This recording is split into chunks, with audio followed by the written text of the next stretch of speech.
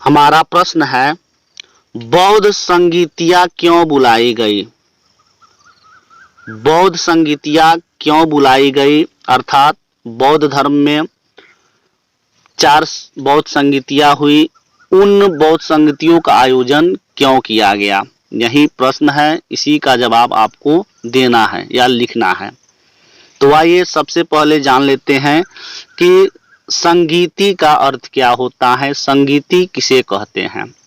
तो ऐसे देखेंगे तो संगीति का अर्थ होता है गोष्ठी सम्मेलन, या इसके अलावा इसका अर्थ होता है साथ साथ गाना। लेकिन बौद्ध धर्म में बौद्ध संगीति का मतलब क्या होता है, सबसे पहले इसको जानेंगे। तो वीडियो शुरू करने से पहले आप लोगों से एक छोटा सा रिक्वेस्ट है, जो लोग अभी तक हमारे चैनल से नहीं जुड़े हैं तो चैनल को सब्सक्राइब करके बेल आइकन को प्रेस कर दीजिए, ताकि इसी तरह का वीडियो आपको टाइम टाइम पर मिलता रहे। तो आइए शुरू करते हैं। बौद्ध संगीतियां क्यों बुलाई गई थी, इसका आंसर है, बौद्ध धर्म के प्रचार एवं उसमें सुधार करने के लिए समय समय पर बौद्ध सभाओं का आयोजन किया जाता था, जिन्हें बौद्ध संगीतियों के नाम से जाना जाता है। यानी कहने का तात्पर्य है, बौद्ध धर्म को एक वैश्विक धर्म बनाने के उद्देश्य से इनका प्रचार प्रसार एवं इस धर्म में सुधार लाने के लिए समय समय पर जो बौद्ध सभाओं का आयोजन किया जाता था, उसी को बौद्ध संगीति कहा गया है। इसके लिए 4 बौद्ध संगीतियों का महत्वपूर्ण योगदान है।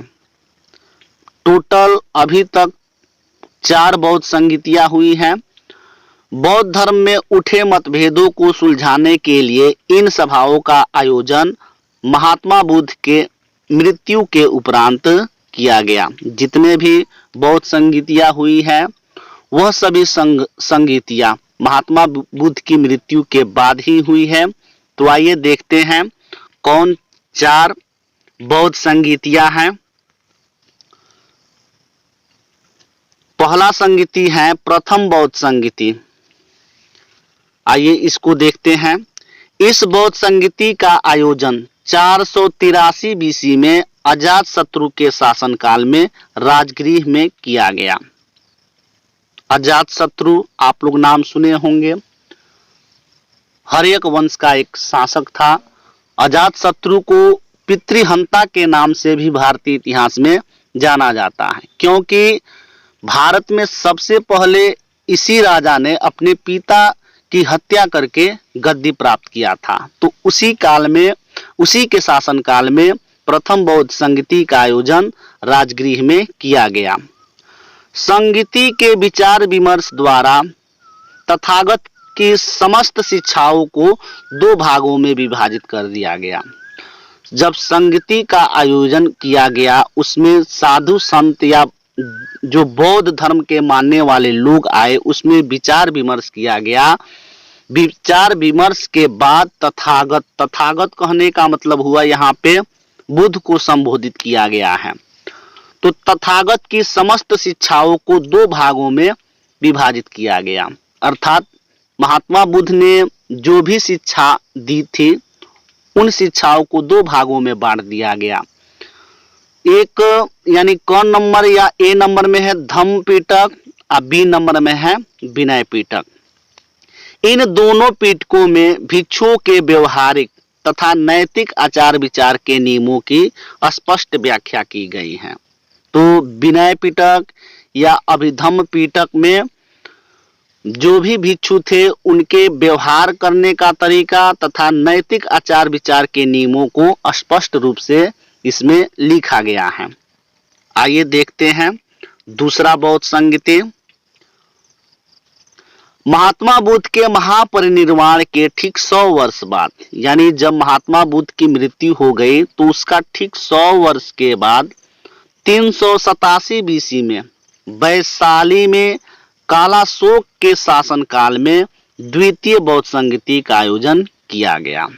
तो याद रखेंगे किसके शासनकाल में और कहाँ आयोजित किया गया दूसरी बौद्ध संगीति या दूसरी बौद्ध परिषद या सभा? तो कालाशोक के शासनकाल में। और कहाँ आयोजित किया गया? तो वैशाली में, जो अभी वर्तमान बिहार में ही था। आइए तीसरा देखते हैं, तृतीय बौद्ध संगीति।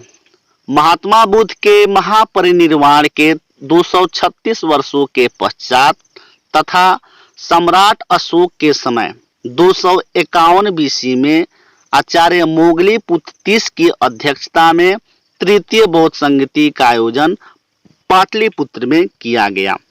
यानी तृतीय बौद्ध संगीति का आयोजन मौर्य वंश का सबसे महानतम शासक अशोक के द्वारा पाटलिपुत्र में आयोजन किया गया, जिसकी अध्यक्षता मोगली-पुत्र तीस ने किया था। आइए देखते हैं चतुर्थ बौद्ध संगीति। राजा कनिष्क के शासनकाल में वसुमित्र तथा अश्वघोष की अध्यक्षता में बौद्ध धर्म की चतुर्थ तथा अंतिम संगीति का आयोजन कश्मीर के कुंडल वन में किया गया। यानी चतुर्थ बौद्ध संगीति का आयोजन कुषाण वंश के सबसे महानतम शासक कनिष्क के शासनकाल में वसुमित्र तथा अश्वघोष, जो कनिष्क के दरबार में विद्वान थे, उनकी अध्यक्षता में चौथी बौद्ध संगीति का आयोजन कश्मीर के कुंडल वन में किया गया। तो उम्मीद है कि आप लोग को यह वीडियो पसंद आया होगा। अगर वीडियो पसंद आए तो वीडियो को लाइक, कमेंट और शेयर जरूर करें। धन्यवाद।